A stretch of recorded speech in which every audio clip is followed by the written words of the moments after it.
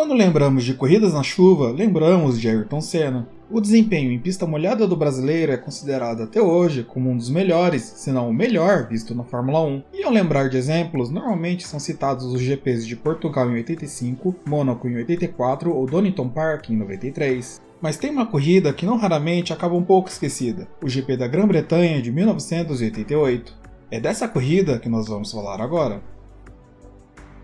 Em 1988, o circuito de Silverstone comemorava seu 40º aniversário. Como parte da celebração, uma grande reforma foi executada e diversas instalações modernizaram o traçado, incluindo um novo centro de imprensa, um anel viário interno, cercas para proteger o público contra detritos, telões para mostrar a ação ao vivo com transmissão pela BBC e um centro de hospitalidade de 600 metros de comprimento para hóspedes corporativos. A festa estava toda planejada, mas Peter Hammond, o CEO da RAC, Royal Automobile Club, acabou falecendo em um acidente de carro justamente quando ia para o circuito. O clima de celebração foi imediatamente ofuscado pela perda, e o final de semana permaneceu desse jeito até a corrida, no dia 10 de julho. O ano estava sendo dominado pelas McLarens. Ayrton Senna e Alain Prost disputavam a liderança do campeonato, com 54 pontos do francês versus 39 do brasileiro. Gerhard Berger da Ferrari vinha em terceiro com 21 pontos, e o seu companheiro Michele Alboreto vinha logo atrás com 13. Nos construtores, a diferença entre a McLaren e o resto do grid era ainda mais visível, com 93 pontos para a equipe britânica e apenas 34 para o time de Maranello. A Lotus aparecia em terceiro com 14 pontos e a Benetton vinha em seguida com 13. O domínio da parceria McLaren-Honda era absoluto.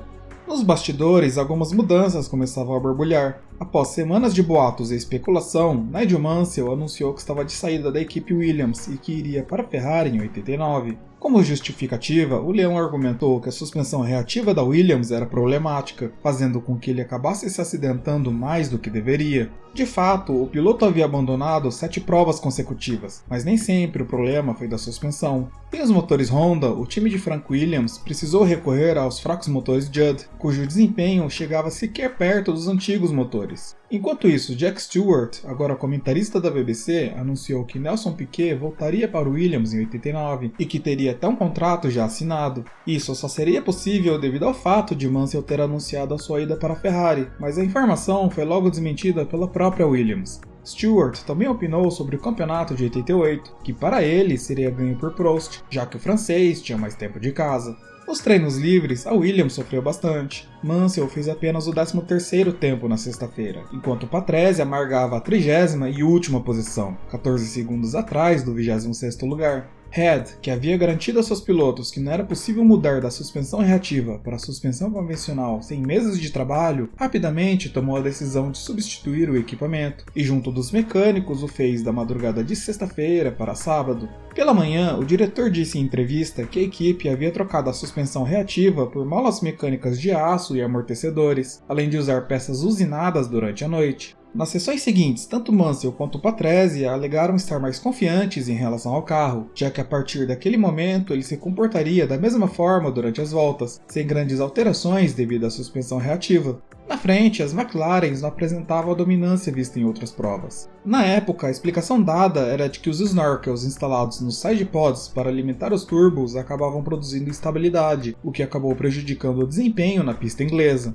Em testes posteriores, ainda em Silverstone, a equipe identificou outras falhas, mas mesmo assim decidiu por retirar os snorkels, que não foram mais utilizados em 88. A Ferrari aproveitou a brecha e colocou a sua dupla Berger e Alboreto na primeira fila do grid. O piloto austríaco fez 1 minuto, 10 segundos, 133 milésimos no sábado, tempo que era 3 segundos mais lento que o tempo da pole position do ano anterior, feito por Nelson Piquet.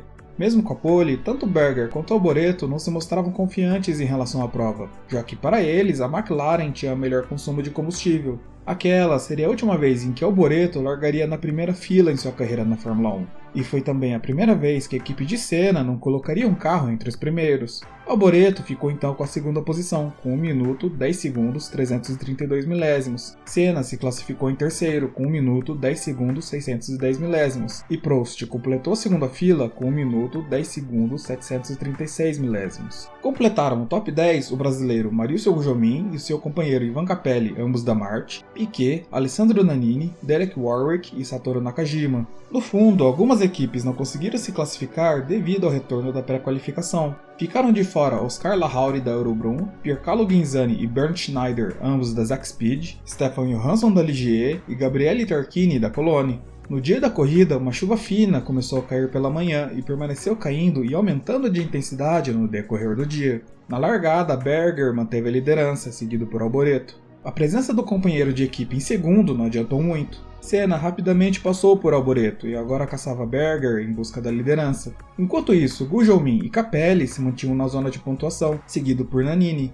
Prost, que nunca foi um grande fã de corridas na chuva, tinha um desempenho péssimo e ao final da primeira volta já aparecia na 11ª posição. Enquanto isso, Berger tentava fugir o máximo possível de Senna, que permaneceu perseguindo a Ferrari por 13 voltas. Lá atrás, Prost estava caindo ainda mais, indo para 16º. Na frente, Berger mostrava que as mudanças aplicadas pelo projetista John Barnard surtiam bastante efeito. O austríaco, ainda perseguido por Senna, começou a alcançar os retardatários na 14ª volta, incluindo a Eurobrum de Stefano Modena e o próprio Alain Prost. Senna ainda se mantinha atrás de Berger, que havia errado a freada da Woodcote. Se aproveitando do erro, Senna ultrapassou a Ferrari e finalmente ocupou a liderança da prova. O spray de água impedia a visão adequada do brasileiro e por isso os pilotos da McLaren quase bateram. No meio do grid e ainda na zona de pontuação, Gugelmin apresentava problemas de equilíbrio nos freios e os retardatários também começavam a chegar. Com esses problemas, o piloto da Martin não conseguiu resistir aos ataques de Mansell e Nannini, perdendo a posição e indo para sexto. Nannini, por sua vez, alcançou Alboreto e trouxe consigo Mansell. Na 21ª volta, os três disputaram posição, e Nannini acabou rodando. Mansell conseguiu se manter na disputa e ultrapassou a Ferrari pela 3ª posição na prova. O calvário de Prost no fim do grid continuava, e o francês decidiu abandonar a prova na 24ª volta. Enquanto o francês alegava problemas no câmbio e equilíbrio no chassis, alguns integrantes da McLaren o acusaram internamente de ter sido covarde. Nannini, que havia rodado mas que ainda se mantinha com ritmo forte, alcançou Mansell novamente na 30ª volta, mas uma nova tentativa de ultrapassagem resultou novamente em uma nova rodada.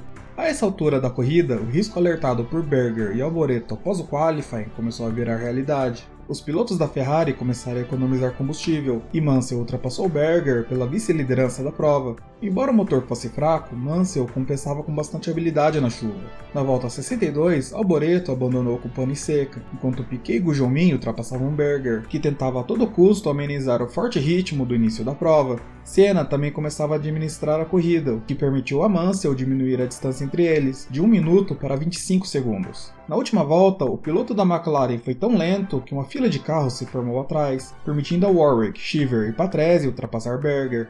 Com isso, o resultado final foi Senna em primeiro, Mansell em segundo e Patrese em terceiro. Completando o top 10, tivemos os brasileiros Gugelmin e Piquet, Warwick fechando a zona de pontuação, Cheever, Patrese, Berger e Nakajima. A vitória em Silverstone foi a 10ª vitória na carreira de Senna e a 4ª vitória no ano de 88. Com ela, o brasileiro chegou a 48 pontos, diminuindo para 6 a vantagem de Prost. A corrida também marcou a estreia de Mansell e da própria Williams nos pontos, sendo que foi a primeira prova do ano no qual o britânico não teve quebras. Com os pontos de Gugelmin e Piquet, aquele foi o primeiro GP a ter 3 pilotos brasileiros pontuando ao mesmo tempo desde o Grande Prêmio da Alemanha de 1973. Se você gostou do vídeo e quer mais informações sobre Fórmula 1, Indy, entre outros, inscreva-se no canal. Dúvidas, sugestões ou dicas são sempre bem-vindas, deixe aqui nos comentários. Até a próxima!